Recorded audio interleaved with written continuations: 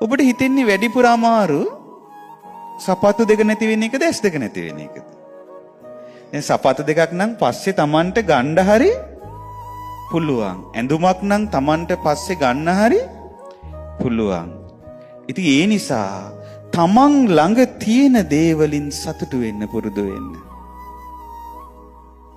Taman ළඟ තියෙන දේ වලින් සතුටු වෙලා අල්පේච්ඡතාවයේ ඇතිව ඒ තියෙන දේ ගැන සතුටෙන් තියෙන දේ මුල් කරගෙන ජීවිතේ දියුණු කරගන්න උත්සාහවත් වෙන්න ඕනේ. අපට බලමු මොනවද තියෙන දේවල් කියලා. මේ ජීවිතේ අපට ලැබුණු වටිනාම දේ මොකක්ද? පොල්ලිඩමද? එහෙනම් මට ඇහෙන්නේ කියන්න මොකද්ද වටිනාම දේ? කුඹුරු කෑල්ල? එහෙනම් අම්මගේ පෙට්ටකමද? මොකද්ද? අපට ලැබුණු වටිනාම දේ තමයි උතුම් ශ්‍රී සද්ධර්මය. නේද? බුදුරජාණන් වහන්සේගේ ධර්මයේ නෙවෙයිද අපිට ලැබුණු වටිනාම දේ? එතකොට ඒ වටිනා දේ තියෙන අය විදිහට ඒ වටිනා දේ මුල් කරගෙන අපට අපේ ජීවිතේ ගොඩනගා ගන්න පුළුවන්ද බැරිද? පුළුවන් පින්නතුනේ. මේ ජීවිතේ වටිනාකම අපට තේරෙන්නේ මේ ලැබිච්ච මනුස්ස ජීවිතේ වටිනාකම අපට තේරෙන්නේ මේ ධර්මය අහද්දී.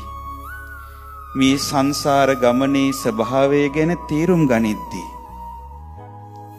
තිරිසන් ලෝකේ, පෙරේත ලෝකේ, නිරය ඉක්මවා ගන්න බැරුව අපි යන ගමනේ මනුස්ස ජීවිතයකට එනවා කියන්නේ කොච්චර දුර්ලභ දෙයක්ද කියලා ඒ ධර්මයේ තුලින් තමයි අපි අඳුනගත්තේ.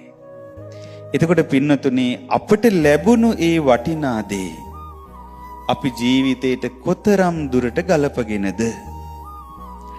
ධර්මයේ ජීවිතේට ගලප ගන්නවා නම් අපි කරන්න ඕනේ දේවල් දෙකක් තියෙනවා. මොනවද?